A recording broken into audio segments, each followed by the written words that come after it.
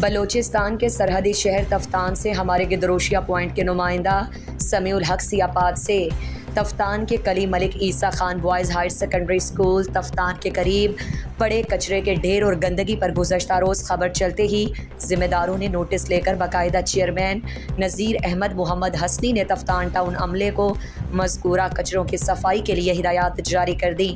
جس پر فوری عمل درآمد دیکھنے کو ملی اور Killi Malik Isa Khan boys higher secondary school Taftan کے قریب کچرے کے بڑے ڈھیر کی صفائی کا عمل شروع ہو گیا۔ تفتان ٹاؤن کو بڑی مشینری نہ ہونے کے باوجود ٹاؤن کا عملہ دستیاب محدود وسائل کے ساتھ کام جاری رکھے ہوئے ہیں۔ اس موقع پر خان پینل تفتان کے کونسلرز حاجی عبدالواحد سنجرانی اور آصف برہان زئی بھی موجود تھے۔